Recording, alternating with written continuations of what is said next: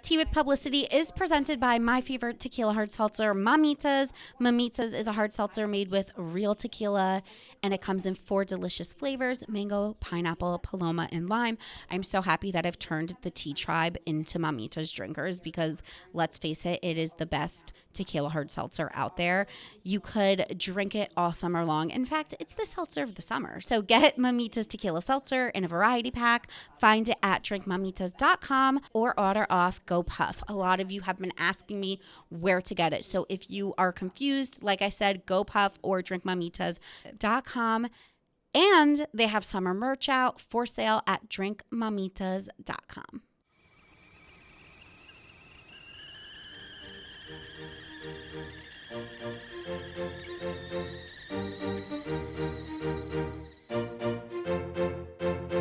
What's up, Tea Tribe? This is Alyssa Amoroso, aka Publyssity, who is ready to spill the tea.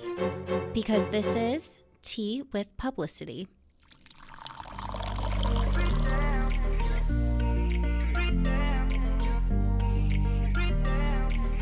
Hello, everyone. Welcome back to Tea with Publyssity. I am super excited for you guys to hear today's episode. Let me just break things down for you. So first, we'll catch up on me. I know everyone's wanting to hear about the date that I went on. Oh, wait, maybe you guys don't even realize I went on the date. I did. We'll talk about that. We'll talk about the company party, and then we will jump into an interview with Laura Day. She is incredible. She's kind of like a psychic, but also like she says that she's like an intuitive person, whatever that means. It's called something else, like intuitiveness. I don't know what I'm saying. I'm really hungry, and it's hot as balls in this recording studio right now. Mackenzie and I are dying. It is like the hottest it's ever been. It's the hottest it's ever been. The boys were in here before us, and we were like, what were they doing in here? Like, and I'm in a sweatshirt because if I take off my sweatshirt, then I'm in basically a sports bra. So it's like, yeah, there are no options. No. So so we'll catch up on all of that. Then we'll do the interview with Laura. Then I will obviously do Ask Alyssa, as we do. And then I can't wait to spill the freaking tea, guys, because Britney Spears has shaken me to my core. There's so many shows I want to talk about. There's just like so much. Okay, so let's talk about the date. I went on the date. It was a setup, as you guys know, out of respect for the people that set me up, as a respect for the person, as a respect for any single person that I'm going to be going on dates with. I'm never going to badmouth anyone. I'm never going to say anything because I just don't think that's right. I know some podcast hosts do that. Like, you know, they come on, they talk about everything. Like, for me personally, I can't be that way. It makes me too anxious. I wouldn't want someone doing that to me. So, You know that saying, treat people the way you want to be treated. Yeah, the golden rule. Exactly. So, what I will say is that I'm definitely going to be, like, it was good for me to get out there and to go on another date and just, like, dip my toe back in the water. I think I needed that. And I felt, like, good afterwards too, in the sense where I was like, my mojo's back, like I'm ready to flirt. I am hot girl summer.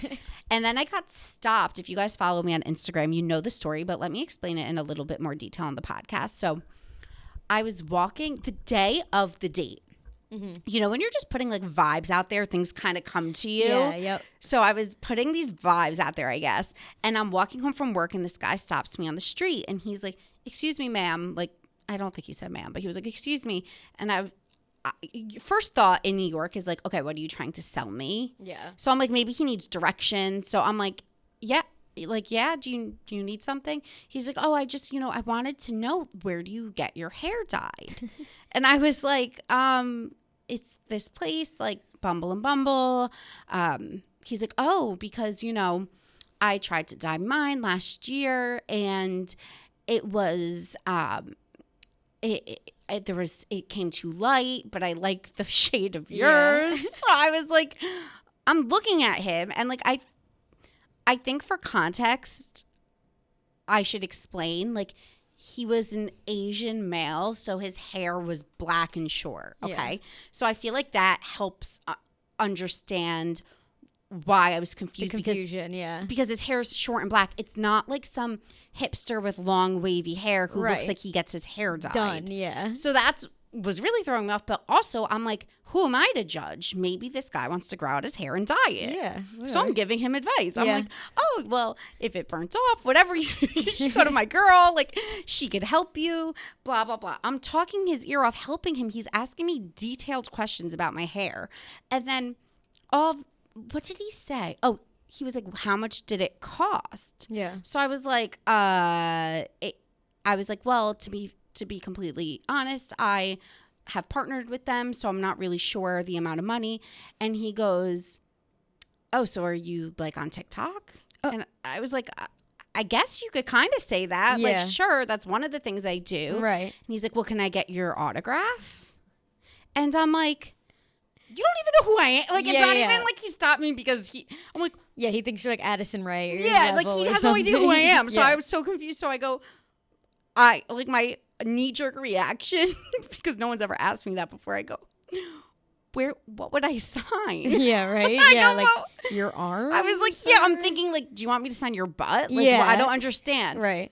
So I'm like, How what would old I was he? sign? I forget. Like Probably like my age, I would say. Okay, so young. And I'm dripping balls. It is so so hot in here. here. Yeah. Holy shit. So I go, I was like, he's like, oh, no, I'm just kidding. He's like, but anyway, so yeah, like, I'd love to hear more about your hair over drinks. Oh my God. And I was like, wait, all of this was for that? Like, yeah. He's like, why don't I get your number? Oh my God. And I'm like, I can't believe I've just been giving this man advice on hair care for the past 5 minutes so patiently, because I really was like, I don't want to, what's it like, yuck his yums. Right, exactly. I'm like, if he wants to get his hair dyed, like, I'm going to help him out. Whatever. He asked for my number.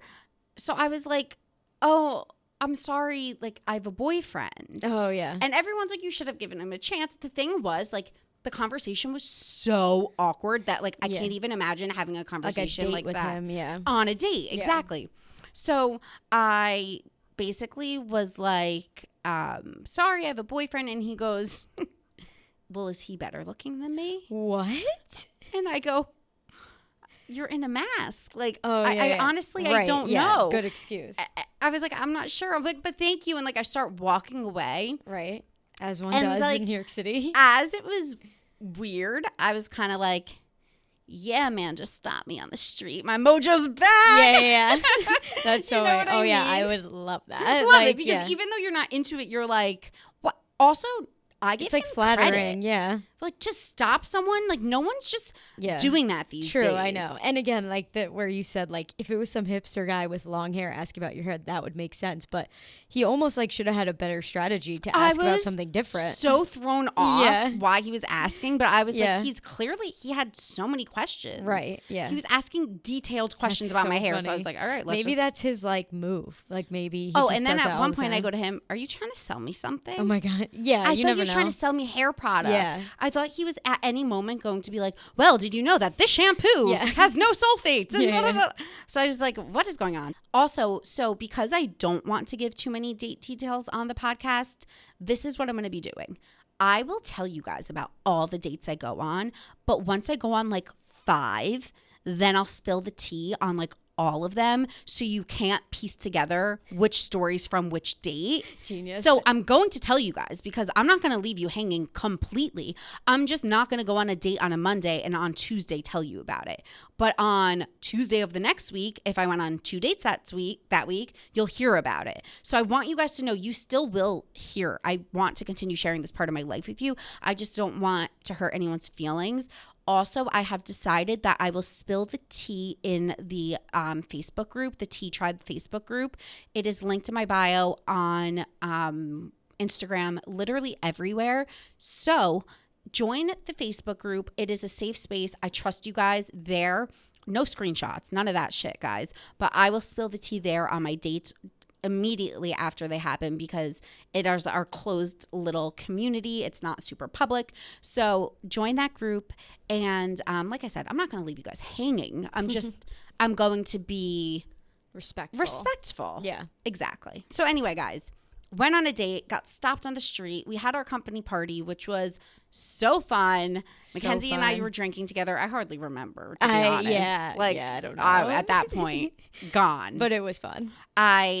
We went to Mr. Purple, and like I told 6 people that they could come on my podcast. Oh my God. I'm pretty sure I told Rudy he could be the second mic. Oh my God. So I told Glennie Balls he can come on. Oh my God. I think I told Tommy.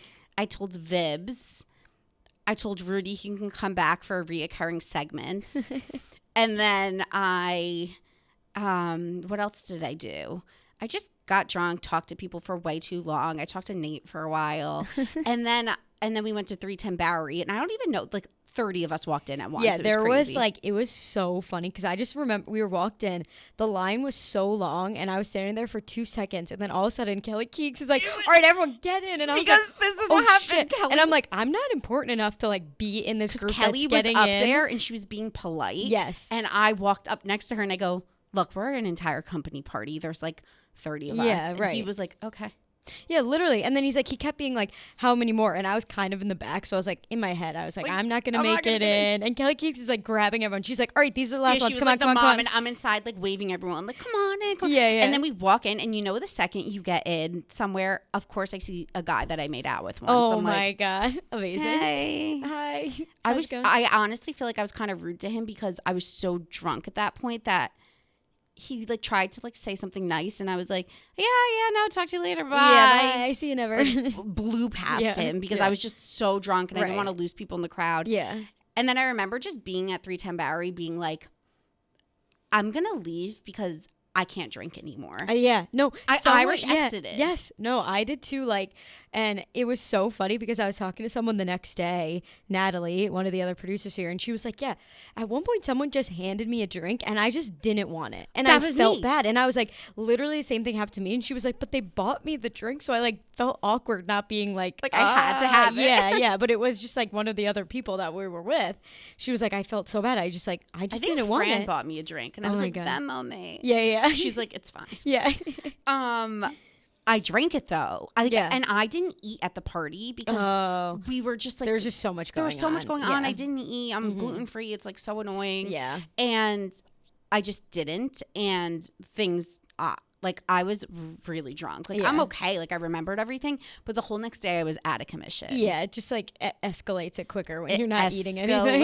Escalates. It's so fun, guys, that New York is back open. Like I'm just feeling so good about it.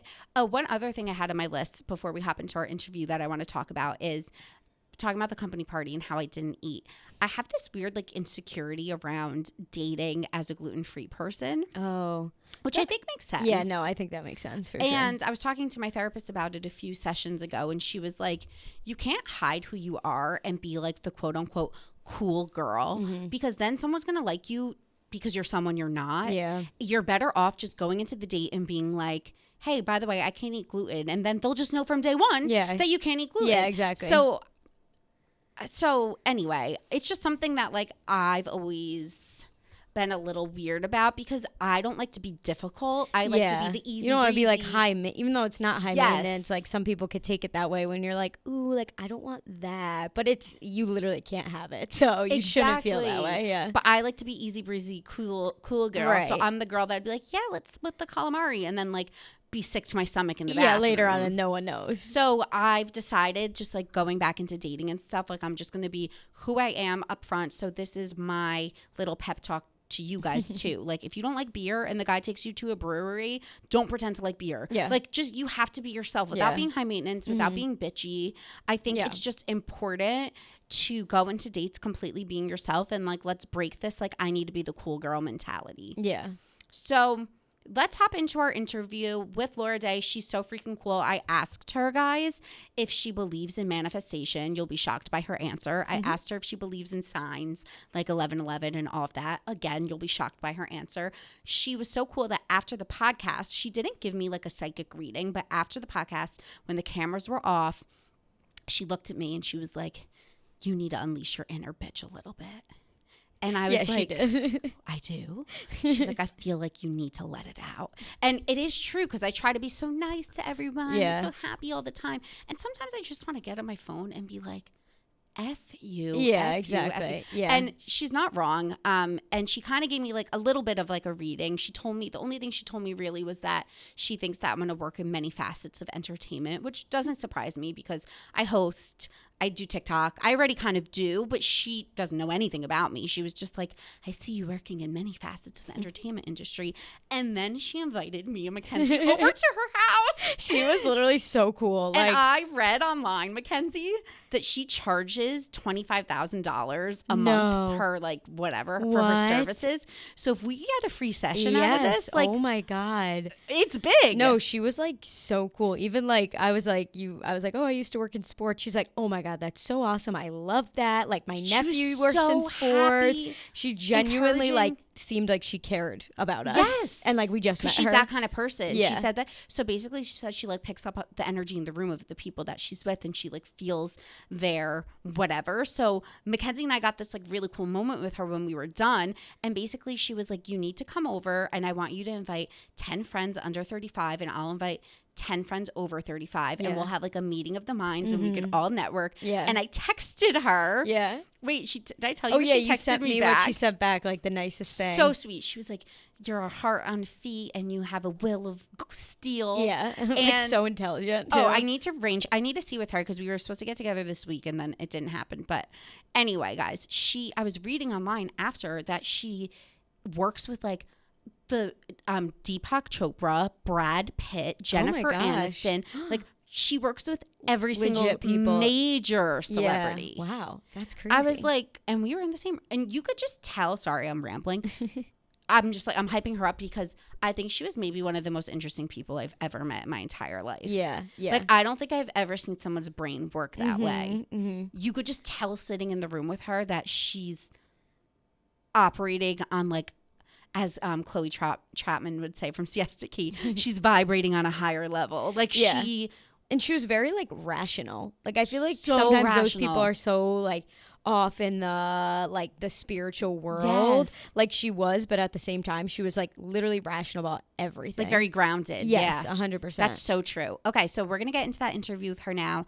Then stick around because I need to spill the tea because we need to talk about Britney and also, as always, answering some Ask Alyssa questions. Okay, guys, I am here with Laura Day. Laura, what is your title? It's changed in a 40-year period. I'm an intuitive. So my job really, the word people know is I'm a psychic, except that I work in the mainstream. My day job is I predict the future for companies, and what I love doing is training people to use their intuition in communities. So I always talk about on this podcast how I had a psychic change my life because it just helps you kind of see. It helped me look at areas in my life that I needed to improve or that I wanted to focus on. And I consider myself actually pretty intuitive. So do you have any tips for people, tapping their own intuitiveness? Well, I've written 6 books on the topic, so I definitely have tips, and I'm going to give you some quickies. But one of the things that I've been doing, especially in the last few decades, because when I started in 1983, I actually started as a test subject. So it was when universities were interested in what they called the extended capacities of the human mind. Since then, it's become a multi-billion-dollar business. Mm-hmm. And you don't, since unlike, for example, when you go to a doctor where there is an organization, they have to be educated in a certain way, you have some guarantee of their authenticity, some guarantee. No, not a complete one. You don't with intuitive. So the first thing I say is be cautious, because these things are best used in communities, whether your community is your company, your community is one that you find online or in a group. When you're going to an intuitive or a psychic, it's really important to get a referral, and it's really important to also know that you know your information, because we're all intuitive. You know something. Now, often what you react to in a reading as wrong is actually right and something you don't want to look at, because that is the upside, as you pointed out, is that it will open a perspective that you didn't have that will help you make change. But I say train your friends, train your office, train your whatever groups you belong to, train your Soho House gang, train each other so that you can do this for each other, and at least you know the integrity of the person giving you information. It's so interesting because, like, as you speak, it sounds really wild, but I almost feel emotional. Does that happen around psychics or like intuitives? Well, first of all, everybody is intuitive, and really the kind of intuitive I am that's very detailed is the function of a damaged brain, because your brain is actually supposed to filter a lot of that out to function well in the world. But there is a degree of merging that happens with people who are porous like I am. Although I would say, just sensing you, that you're somewhat porous as well. So people must get emotional or reactive around you too. Yeah, it's funny because like I can't explain it, but like maybe you're just very calming. I don't know. Nobody finds me calming. My students find me so intrusive. I'm the person who will call a trainee at 11 o'clock and say, I know you think that this is a good idea, but it's not. And they're like, oh my God, I haven't spoken to her in months. What's she doing in my life? People don't, actually, I wrote a book called Welcome to Your Crisis. And actually shaking people up, except when people are really in crisis, already shaken, but not stirred. But when people are stuck, often it's most helpful to shake them up. And the people-pleasing kind of pablum, your life is this and that doesn't shake people up, doesn't help them change. Now, you want to anchor that. And I work mostly with companies, and they too have illusions about themselves or things they expect to happen that are going to go differently. And it is actually an intuitive job to say, whoa, step back here. This is what's coming up that you may want to look at, and here's how you can change it now. And I think that one of the risks of going to a psychic is giving away your power, because I've never met, I train banks to do this, who are not believers, because it's not a belief, it's a tool. I've never met anybody who can't use their intuition effectively, especially for another person. You have your own bias with yourself. I have my own bias with myself. I've never met anybody who can't do it effectively. But the risk is if you're going to meet tall, dark, and handsome in February, don't stay in your house till February. People tend to wait and get reassured. They use it as a drug. It's kind of emotional heroin.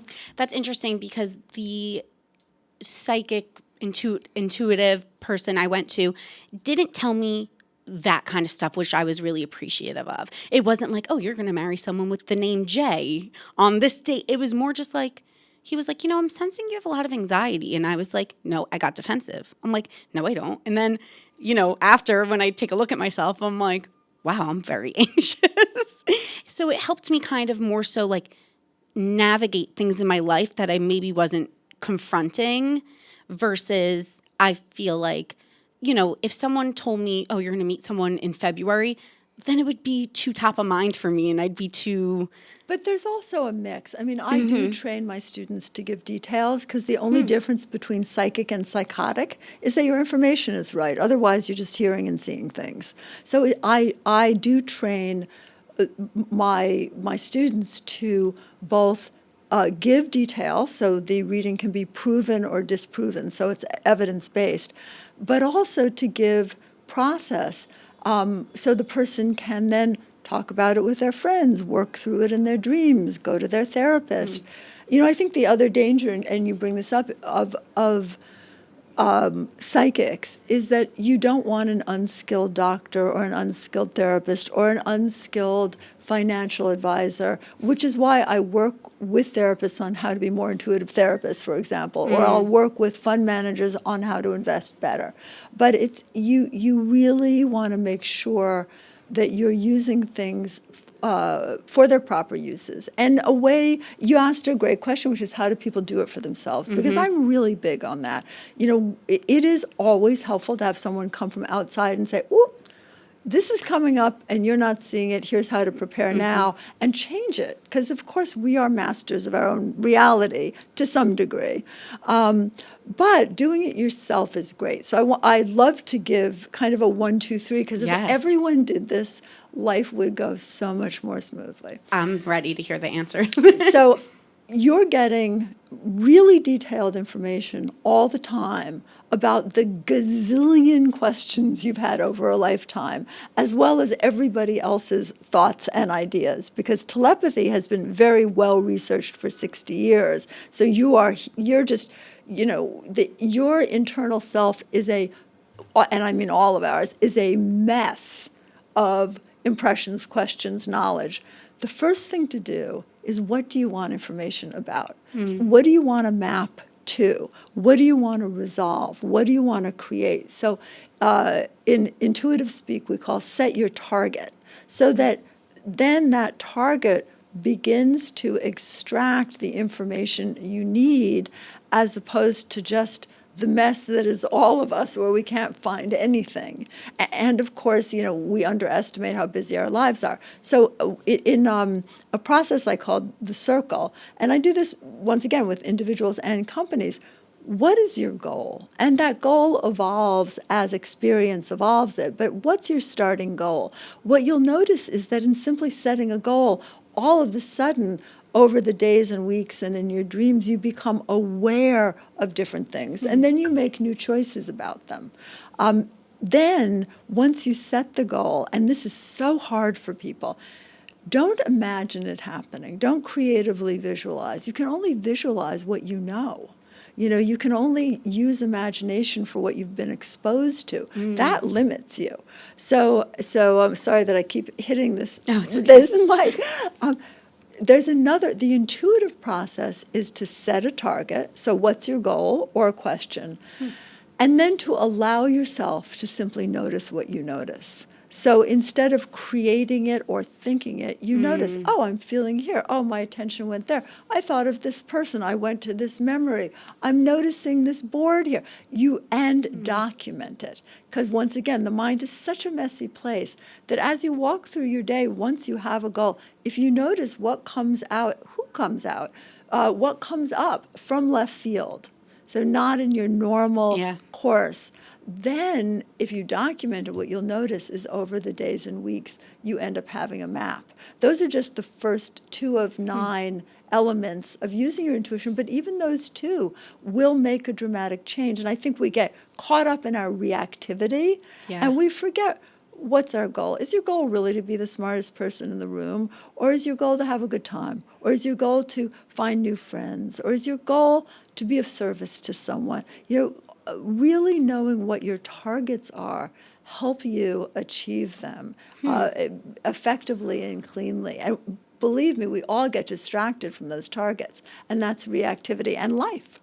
It's interesting because as I've gotten more in touch with like my own spirituality, I've definitely noticed signs and things that I see over and over and over again. Like one thing I always see is like 1111, or just like repeating numbers. Or I'll see, one thing I've been seeing lately, and I don't know what it means, is I keep seeing my area code from where I grew up, like my cell phone area code, 973, everywhere I go. And I'm just like, that one, I don't know, but I take these things as signs, and I keep seeing like the same things. Is that something you believe in, or it isn't? It is not. That's why. So I don't know. I get these emails from flyover states that say, I found this picture from this album 3 times, so I know that means I'm destined to be with this rock star. And I'm like, I email back and say, you're definitely destined for something wonderful, and you'll decide what it is and create it, but your whole life is a sign. Yeah. So when you pick signs out, it's often something you're looking for, and not an actual sign. Maybe you are looking to reconnect, for example, with something from your past and revision it in a new way. So your subconscious is making you aware. I see. But everything in life is a sign. Like, I know a sign I'm beginning to unravel when I forget my umbrella and I trip. Two things, because I don't wait for the third thing, because there's going to be a third thing. I know I need to take a little breath, take a little break, maybe have a good cry, yell at somebody, do something.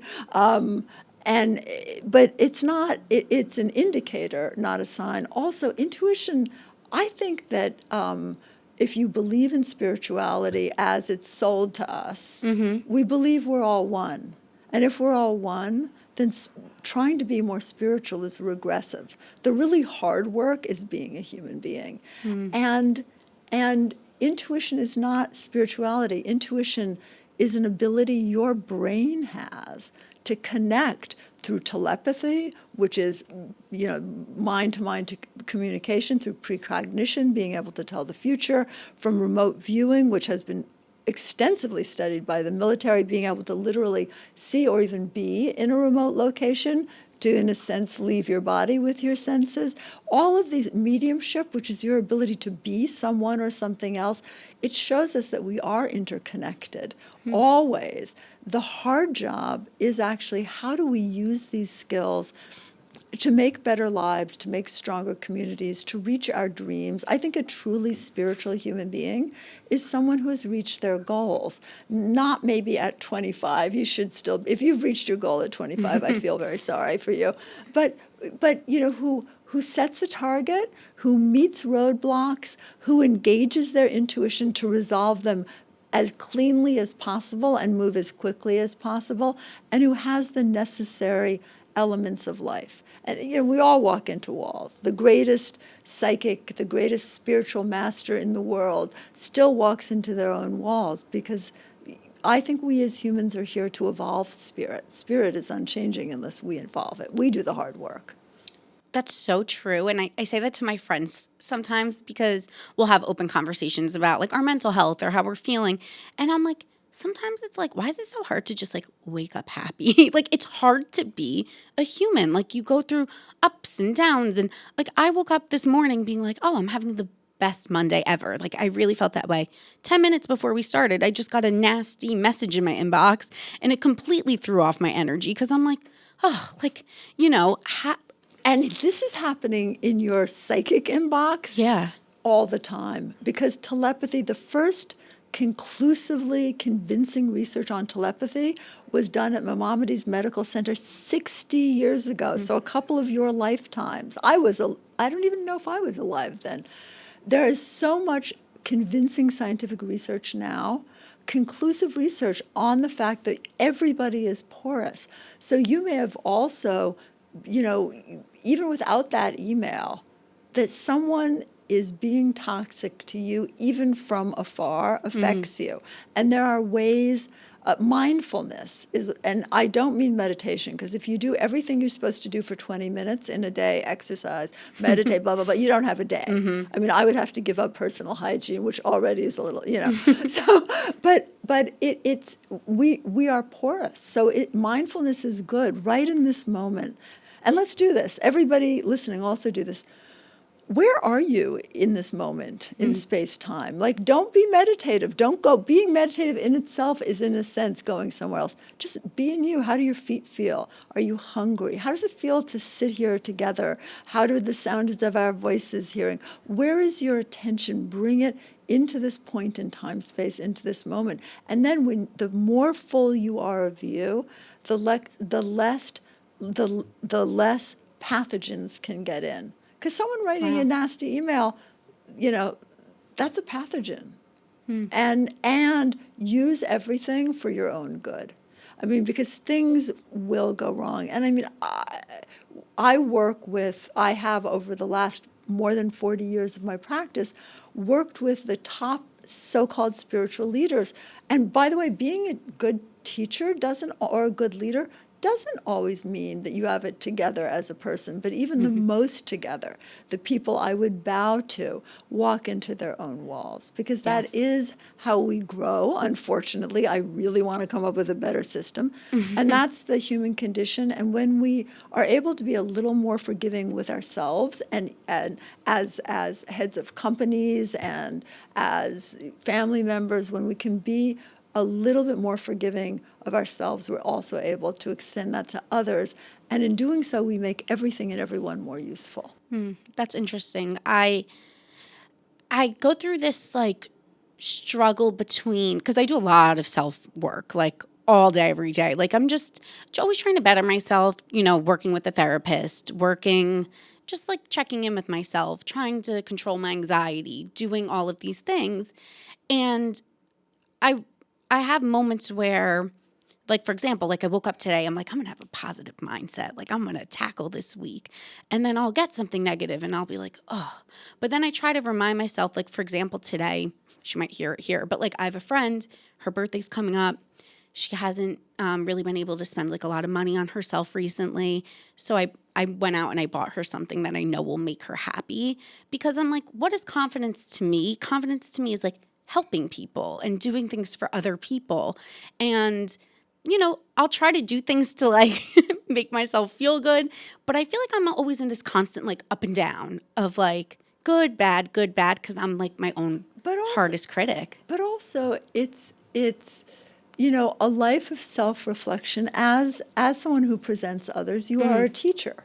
And so it's important to have that challenging life of self-reflection, because you're dealing with in yourself everything that you're going to help other people deal with to have a better life. Also, I'm not a big believer in good and bad. Narcotics are wonderful if you're passing a kidney stone. Not so good as a daily habit. Light bulbs are wonderful. Lick your fingers, stick in a live socket. Not so good. Something difficult that happens is always an invitation, an uncomfortable one, but an invitation for you to do something differently. And I walk into walls and I try to remember to say, okay, thank you, wall. Let me look at this. Oh, gee, this is the same wall I've been walking into for 62 years. Is there anybody who can help me do something different now? Can I help myself? What are my choices? The great thing about intuition is when you ask yourself questions, you begin to get these odd answers out of left field. And if they're safe, you try them out. And as you use your intuition, your subconscious makes it more available to you. Intuitives tend to be hyper anxious. I'm the poster child for anxiety.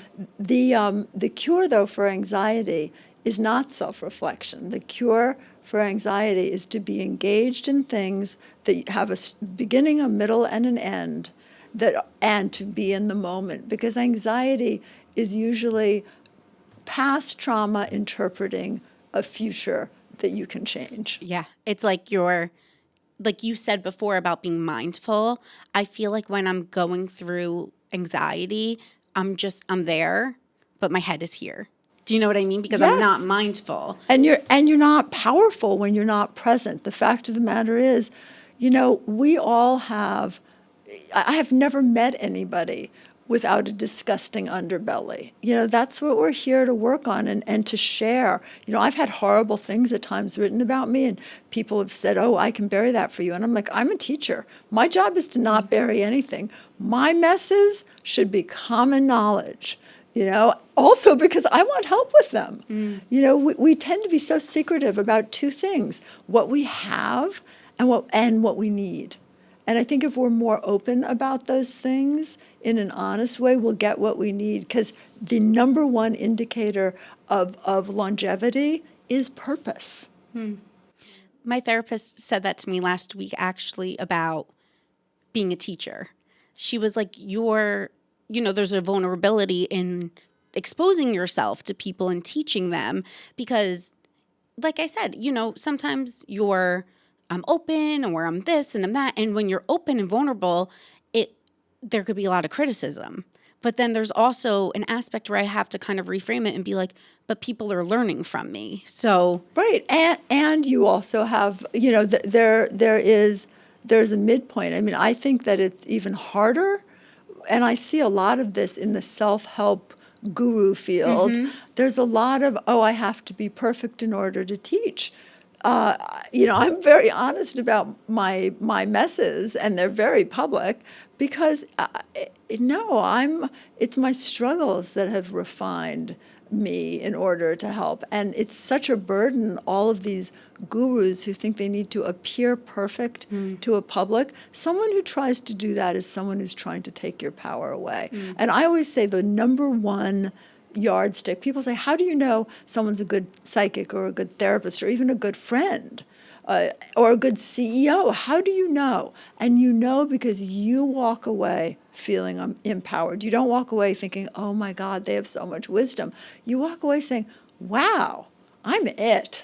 I'm able. Yeah. I can do this. That, and I think in a really profound way, and I hate to do my crone thing here, your generation is wonderful at that.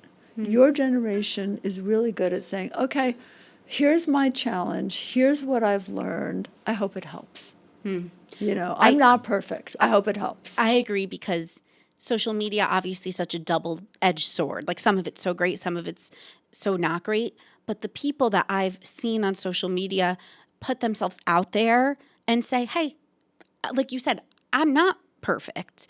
I'm not doing my best. It's empowering to be able to relate to people like that and just be like, look, we're all going through stuff. I did this thing the other day on Instagram where I said to people, tell me something scandalous. And people wrote in the craziest things you've ever heard. And honestly, as someone on the other end of it, I was like, everyone's flawed. Who cheated on who did this, who did that, who says that's a flaw? Yeah. Who says that's not an honest effort to get yourself out of a relationship that's deadening to both parties? I think that we tend to classify things as positive or negative or good or bad.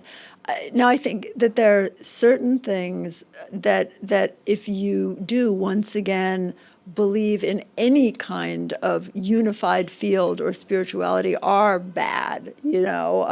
Prejudice is bad.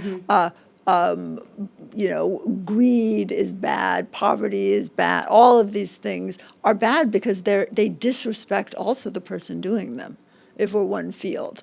However, there's very little, listen, if you have to cheat to get out of a relationship you shouldn't be in, maybe you'll grow out of it. But whatever. If you have to, we all, I'm trying to think of a way, I hear all of you on air saying the most wonderfully funny, scandalous things, and I blush in private, but I just can't do it.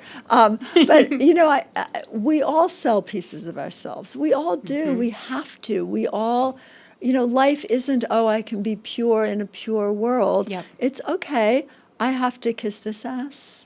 I have to sell a little here. I may even have to lie a little there. Although lying is tricky because subconsciously people know you're doing it, and don't trust you. But we all sell bits and pieces, and if you do life well, by the time you're older, you don't have to do that as much anymore because you built yourself a foundation. It's okay to have goals. I had somebody in a workshop. We do a circle workshop, and the circle workshop is really bad. How do you have a goal and achieve it? And his goal, and everyone got down on him for it, was for a very expensive new car. And everyone was like, well, that's such a, But for him, we designate things as symbols. First of all, people should want what they want and stop judging it. And second of all, it was about mobility for him. It was about, he came from an evangelical family in a small town and was working in Hollywood at an agency, and his boss 2 weeks later, without knowing any of this, gave him that exact car because he committed to it and he defended it. It was a whole group. It was in Sun Valley, Idaho. Actually, it was back probably before you were born. It was Demi Moore had done a workshop for me in Sun Valley, so they were all people from all over. Some locals in Haley, some locals, and some, and this guy had done this, and it was such proof of, wait, if I can make it happen that easily, how could that be? How can effectiveness be wrong? And then with that mobility, then you choose what you want to do with it, and you can choose to be generous or ungenerous with it. We make those choices every second. So to me, that sounds like manifesting. Do you believe in I manifesting? love this. I know. You just asked me my favorite question. So people love to magicalize things, because when you magicalize things, you can make money off of it. Every night, almost, except when we go out, I manifest dinner. I chop up the salad. I cook the food. Manifesting simply means making something happen. And you are making something happen all of the time. You want to make things happen, not from your pattern behaviors, but from your goals, allowing intuition to give you new resources. So manifesting is just a fancy word for making something happen, just like spirit is just a fancy word for unified field. That's interesting, I guess, to go a bit deeper, because these are all buzzwords, you know, that we all hear. And you're someone that's been in the industry for so long, and you're like, well, it's actually I've been in everything for so long at this point. But so do you, okay, like let's say, for example, I want to see myself in a certain career milestone or this or that in 5 years' time, not tomorrow. Do you believe if I put those thoughts out there, manifest, quote unquote, it will transpire? No. What I believe is if you set a target, set your goal, and allow yourself to notice what changes as you go through your daily life when you keep bringing yourself back to that goal. Even in a family argument, how is that preparing me for my goal? You trip on the street. How is this preparing me for my goal? So you really fold everything into that goal, and you may find that you're ready in a year, not 5 years. You may find that when it happens quickly, that you need to that you're actually not ready for it, and you need to put it off. I mean, one of the wonderful things about teaching this work is I see people create through their own abilities in their life so effectively once they just tweak habit a little. We're held together by habit. And when you soften that glue a little, it is amazing what can transpire. In a sense, our world is all like this. And even for a second, if you go like this and can see, 180, let alone 360, that so many more opportunities become available. And so I believe imagining once again isn't really helpful, like creative visualization isn't really helpful in my experience, although it can start a process, because you can only visualize what you've been exposed to. And even someone else's life isn't yours. Everybody has a superpower, at least one, and everybody has an Achilles heel. Most people with brains like mine are in mental hospitals or dead. I have 2 dead siblings and one who's pretty crazy. I had a goal. I was lucky to be an oldest, and the goal was to create a solid environment. And the one skill I have, which is actually a neurological deficit, intuition, has given me the most amazing life. It's just we tend to not value. I do memoir, and my husband always says, write about your intuitive things, write about dead people, write about da-da-da. And I'm like, I'm not interested in that. I'm interested in my relationship with my manic depressive mother. But he goes, well, but everybody writes about that. Your superpower is boring to you. My intuition is only interesting to me because I teach it, and then I see other people doing it, and then it's exciting. But your superpower is just a part of you. You kind of discount the parts of you. It's your vulnerabilities are often what are interesting to you. Wow. So one of the great things in being in groups is notice what people come to you for. Like that person who wrote you that nasty email must really trust your goodness in order to treat you in that way. And perhaps this will teach you about boundaries as you non-reactively either respond or don't. Do you know what I'm saying? But you may not realize that your trustworthiness, your heart, is your superpower. You may realize it. And underneath that heart, which is a superpower everyone can use in you, you may find that the fine intellect that's able to compartmentalize experience in a useful way is actually your superpower. And that may lead you to, I don't know, ruling the world in a positive way. It's interesting how when we say, okay, this is happening, how is this addressing my strength?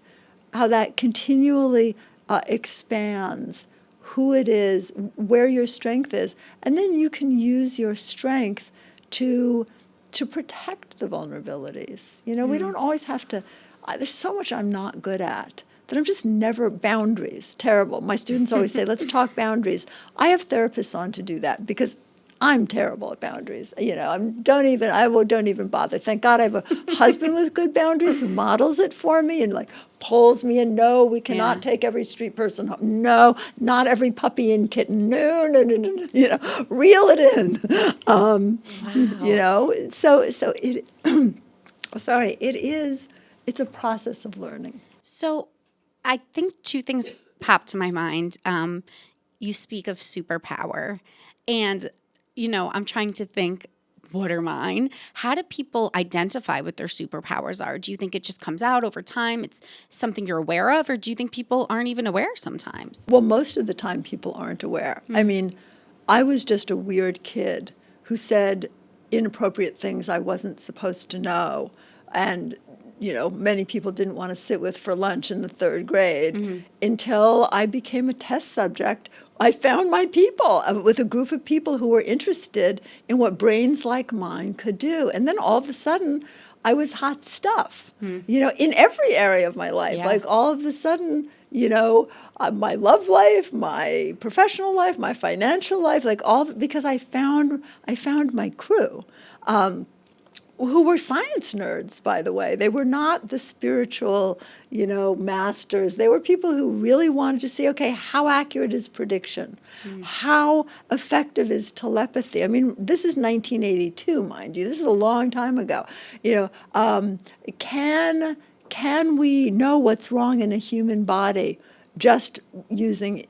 They didn't call it intuition at the time. They made up all these names, just like all words, are made up. But otherwise, it is part of along with a traumatic childhood, it's part of what caused two siblings of mine to commit suicide. It is, on some level, you want to use all the parts of you in the most effective way for you.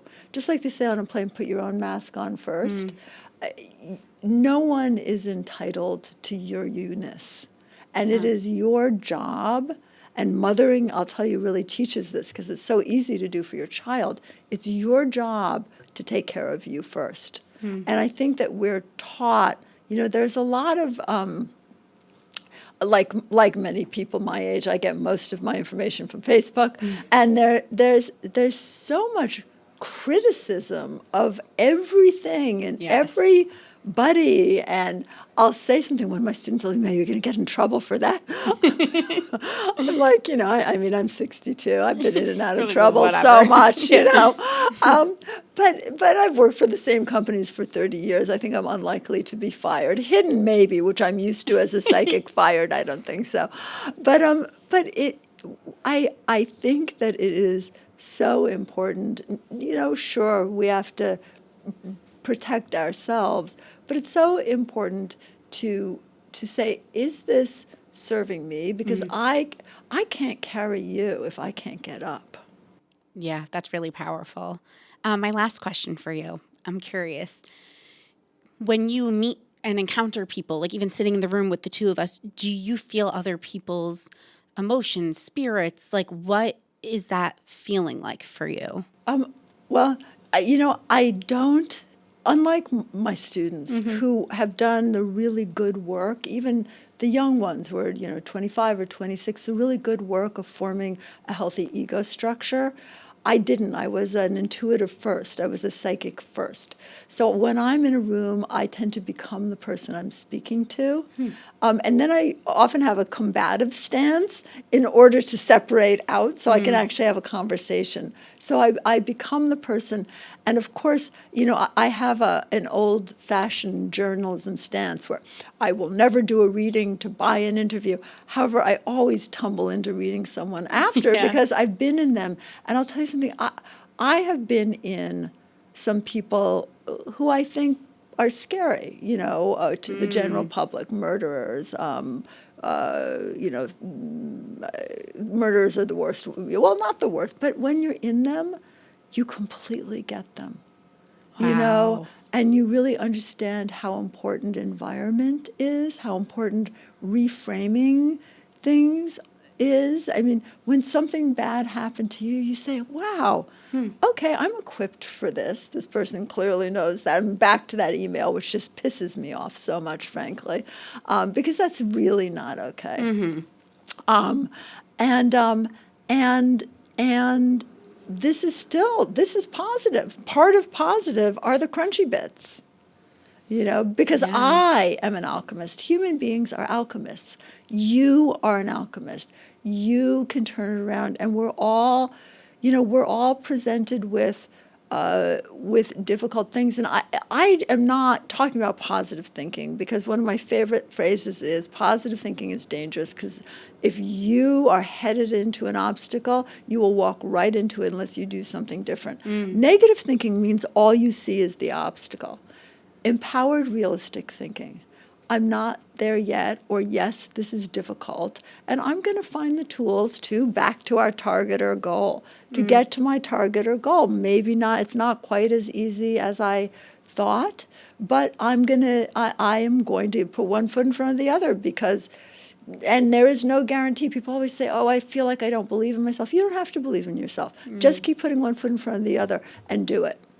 That's so interesting. I have this weird thing where I'll have this anxiety over something, but then also at my core, no one believes in themselves more than me.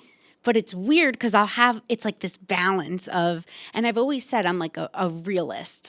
I look at the facts. I'm like, okay, this can go this way or this can go that way. And these are the outcomes. It might be able to go that way. And often it does. Often there's a way you haven't thought of. But anxiety isn't from lack of belief. Anxiety, most intuitives who are precise the way I am and the way I train people to be, most intuitives are one of two things. They're either on the spectrum so that they don't have they can detach, or they're hypervigilant, which is what you're talking about. That's what anxiety is. It's a hypervigilance with scary targets. I'd say make better targets. Okay. Really actively don't look for reassuring things, but actively look for what you want in situations. The meal you're served, oh, you don't like the greens, you don't eat the meat. Okay, well, there's that lovely potato. Eat that. Leave the rest. Okay, that's really helpful. And learn from the rest. Learn, oh, this is what a meal is. Next time I'm going to order something else off this menu. And I'm going to make that a target so intuition shows me how to do it. You're incredible. Really incredible. As are you. Thank you. Thank you so much for coming on. Where could everyone find you, keep up to date with you? I'm going to read all your books. LauraDay.com. I answer all my own emails, so please, just 1 or 2 lines, because people email me such private things. But Laura Day Intuit on Instagram is where people exchange readings. I'm not the only psychic in the world, and my professional students who are amazingly well trained, the way that I keep track of how they're reading, and so whether or not I refer clients to them, is by their Instagram readings. So go do a reading, because look at your own intuition. That's so empowering. But also, ask for a read. And I always post targets for the group to do readings for each other and to heal. But if you Google Laura Day Intuitive, Laura Day Psychic, I think Google is not a word. My 29-year-old just corrected me. If you search. Yes, but Google, same Google. thing. If you Google, he says, Ma, you're the only person alive who still uses AOL. Those are the best ways. And the book, what I really recommend starting with, even though it is my most esoteric one, but it puts your life in order so you can study, is the audio of the circle. Mm-hmm. And keep a journal with it, because that will kind of put your pieces together so your life works. And then learning intuitive skills is fun, because you can remote view and then see if you were right or wrong, for example. You're able to use it as a tool and not a belief. And tools make us feel safe, Miss Anxiety type. Tools, when you know you have a tool and you know how to use it, you're less anxious about situations because you know how to deal with the rough parts. No, that's so true. I can't wait to dig into it. Thank you so much. Thank you. All right, guys, time for my favorite segment, Ask Alyssa. So here we go. Let's kick it off.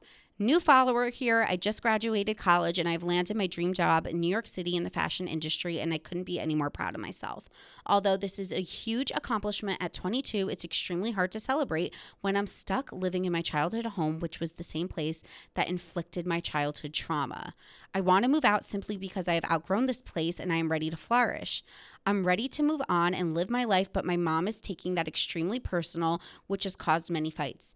This job in my home life is not matching up, and it's extremely frustrating. I come home to this toxic environment and get treated like I'm 16 years old all over again. Not to mention the commute is 2 hours each way. I know I should save up for a year or two, but I personally do not think my mental health and happiness should be at that expense. Do you have any advice on being stuck and how to navigate outgrowing your environment and the people in it? Help. Wow. Okay. I think that this is an incredible question and something that's like very, very important.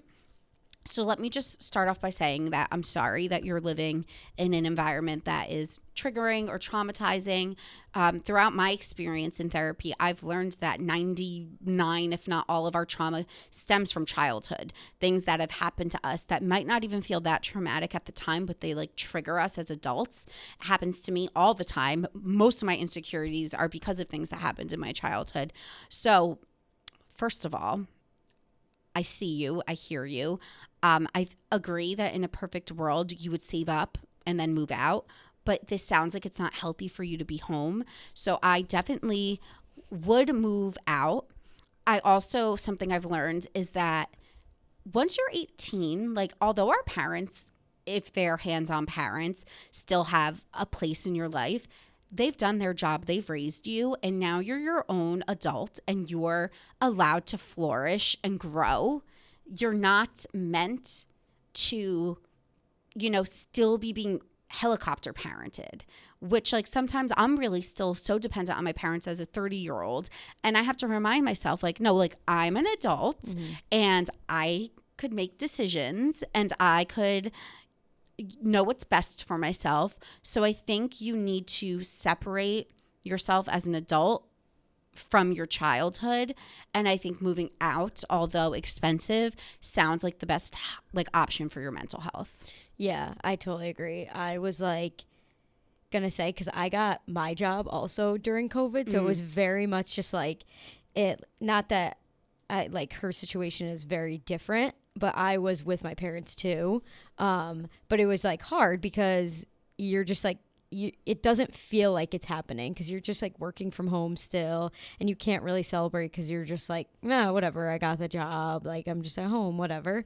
But I also think to the point of, yes, I totally agree with what you said. And also if you're commuting 2 hours, that is such a long time, and that like time is also money too. Yes. Like that you're wasting a quarter of your day or however long of your day. That's 4 hours every single day that you're commuting. Like that takes a toll on your mental health too, let alone coming home to like a toxic environment. So I also think even if you can't afford to move into the city, there has to be maybe even a place like in between your 2 hour commute that could be cheaper than the city, where maybe your commute would only be an hour, 30 minutes. Like you've already done 2 hours. So what would maybe an hour be? Fair. And maybe it would be cheaper to live in like somewhere outside of the city that's like close. Yeah, like Hoboken. Right, exactly. Brooklyn. Or anywhere in Jersey, yeah. Or get multiple roommates. Like, you kind of have to, like, slum it a little bit when you're young anyway, because none of us are making a lot of money, you know? Exactly, yeah. I think, I totally agree. I think you need to separate yourself from the trauma and set boundaries. And I think a lot of people, it's a really hard dynamic to set boundaries with your parents or your siblings. Mm-hmm. And it's something that as you grow into your own adult, you unfortunately like need to do. There's all this stuff. We could dig into this on a podcast another time. Like, there's a book called like Healing the Mother Wound. There's all these things with how your parents, even if they're the best parents in the world, they still give you trauma, even if they're not meaning to. Yeah, exactly. And there's a lot of, like, they call it in therapy, like reparenting that you have to do, where you basically have to reparent yourself. And it's a whole long process, and you could read books and you could do all of the things, but it does seem like a short-term solution would be moving out. Yeah, definitely. Okay, on to the next.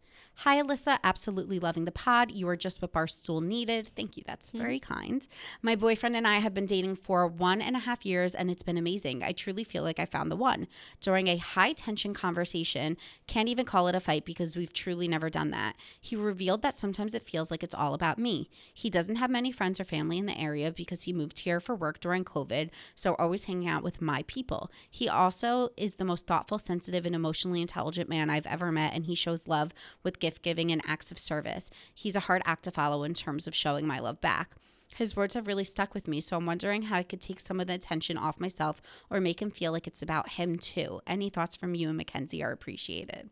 I love how you're in it. I know, that's so nice. Oh my God. I'm glad that you guys care about my advice. Wait, this sounds like a really nice relationship, so congratulations.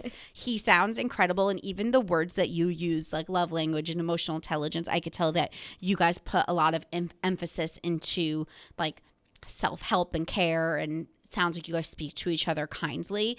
I think that's really sweet, but I also think it's really common. I think there's studies around this. And again, whenever I talk about studies, guys, like this is probably just something some third party told me once, and I think I'm like a professional.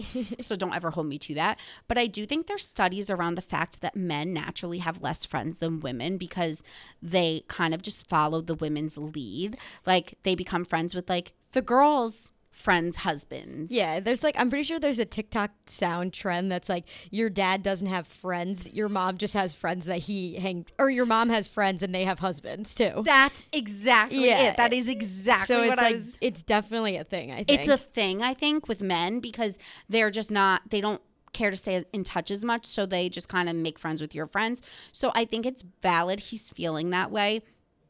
And also, if you guys don't live near them, that's kind of hard. Maybe what you could do is say to him, I think you should just be honest and be like, what you said to me like is really weighing on me, and not in a I'm sad way, but in a I care about you way. And I want you to feel just as like appreciated as I feel. And I appreciate how open you are with me, and I appreciate how much time you spend with my friends.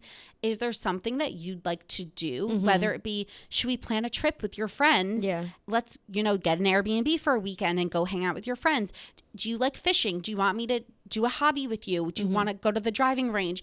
Like, is there something I could do that fills up like your love tank a little bit and makes me feel like I'm partaking in things that you also like? Because I never want resentment to build. And I don't want you to feel like your whole life is just me. Like, what can we do to make you happy? Yeah, I agree. Definitely, like, at least just making the effort, too. Yeah. Because I don't, like, sometimes I can be this way, too, because sometimes, like, I don't show affection or, like, in the best way. Because I'm, like, sometimes I'm just, like, emotionless. So it's not that I don't care. It's just that I don't, like, show it as well. So it might be just one of those situations where she obviously cares about him. So it's not like she's doing it on purpose. No. But it just seems like he is like over exaggerating it, and she is not like matching that almost. Or he's low key in the sense where he's like, I'm gonna let you shine and I'm just gonna sit back. Exactly, which is obviously like, but it good thing that he like was honest about it too, that he felt that way. Yeah. To I think her. it's good that he said something and you guys communicated it. Yeah.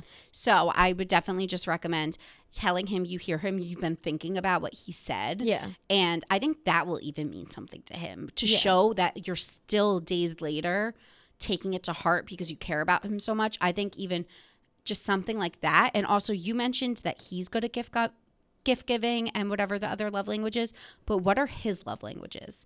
Because if they're affection, give him more affection. If his is gift giving, give him more. Like, you have to also not only make sure he's filling yours, but you're doing his. Yeah. And you don't have to go over the top. Like, I stole this. My sister gave me this idea, but even like find what's his favorite drink and then like find a restaurant or something that like makes the best drink and like go to like take him to dinner or something. Yeah, exactly. Like simple Something things like special. that, just to say like, hey, I care about you and like this is what I wanted to And do. I'm thinking about you. Right. Yeah. Okay, next one. Ask Alyssa. I'm 28, single, and really invested in my career. When swiping on Hinge, is it bitchy to swipe left on a guy that doesn't have a job that stereotypically makes a lot of money? I'm trying to be open, and I know that money doesn't buy love, but I also know that love doesn't pay the bills. Wow.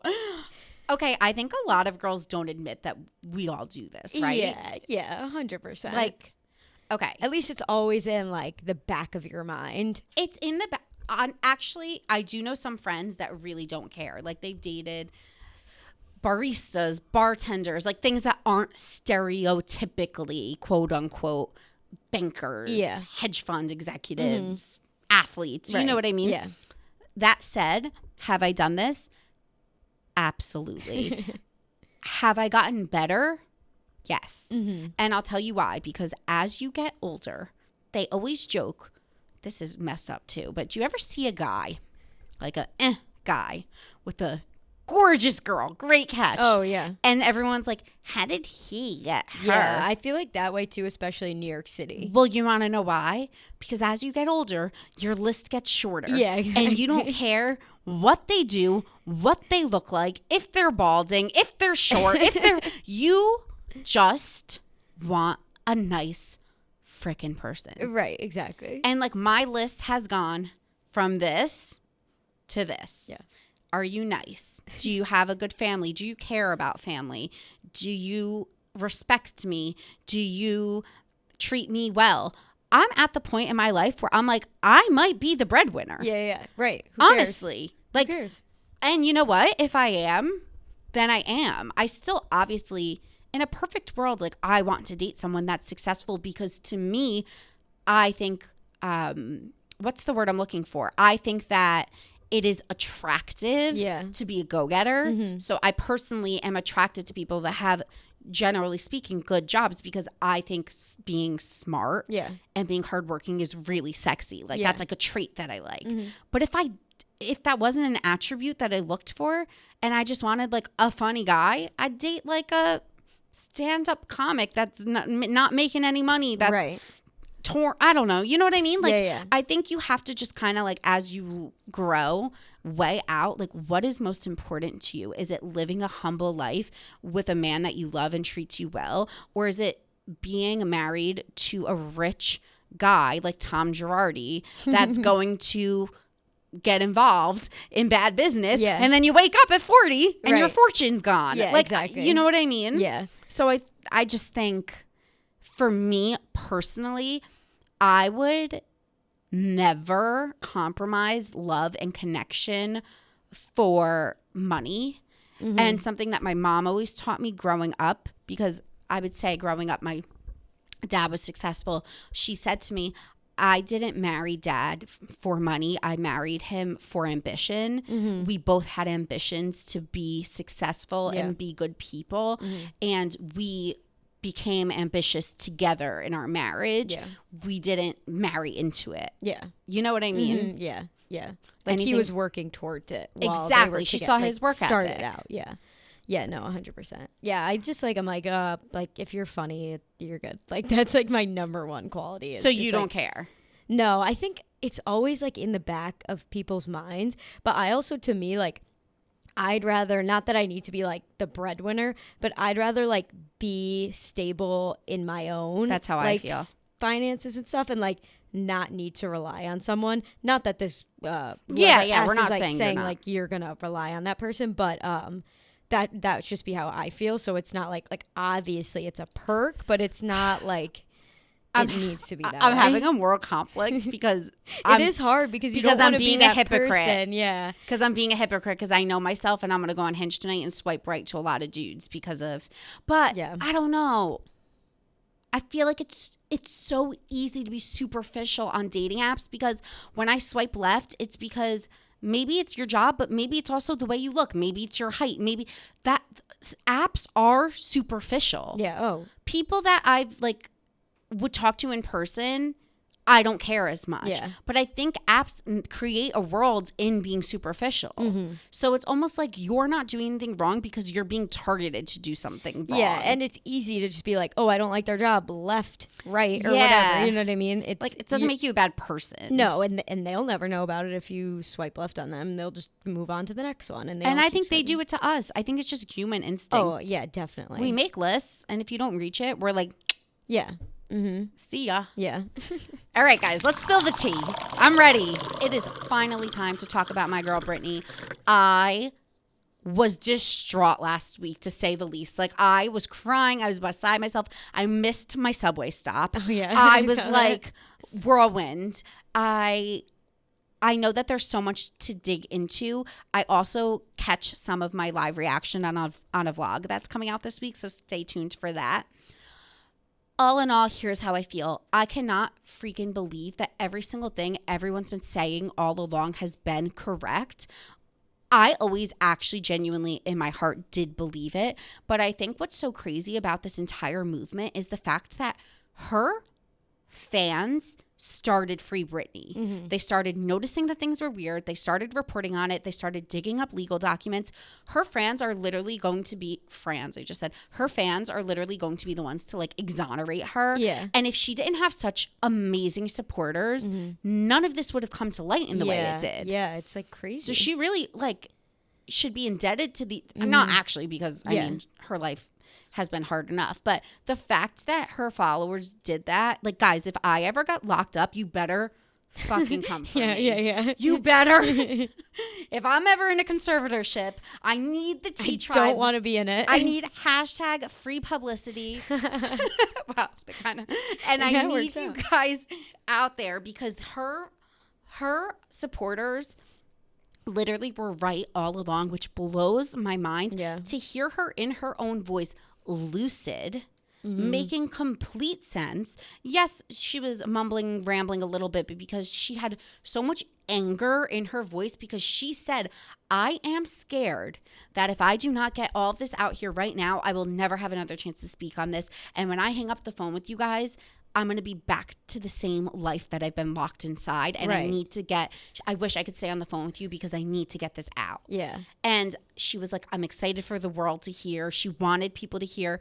I'm just like, I have chills. I'm so proud of her. I'm so distraught that someone has been able to be held against her will, overly medicated, overly everything. It is just so heartbreaking and so sad. And like, if there is not, me and my friends were joking because we went to the pier, like Pier 17, and we were like all hanging out on the night that the news broke.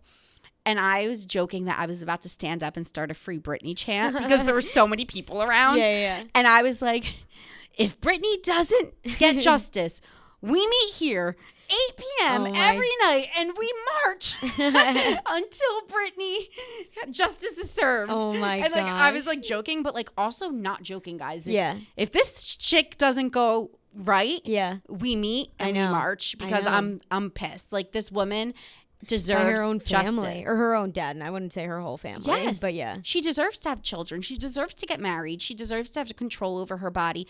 And to basically everyone was DMing me saying that the medicine that she was on, lithium or whatever, is really, really, really only used in dire situations when people are extremely non-functioning, schizophrenic, bipolar, to the point where they need something so strong to basically sedate them. And you're not allowed to use it like for multiple months in a row because it could cause permanent damage.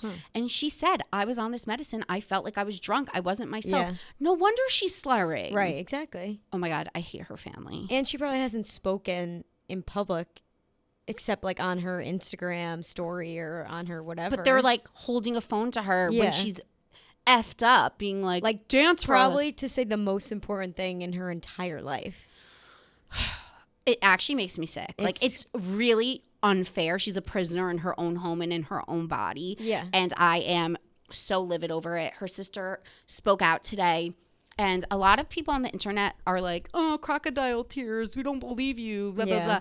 I don't know what I believe with the sister or not. I'd like to think that her sister has her back. I don't know.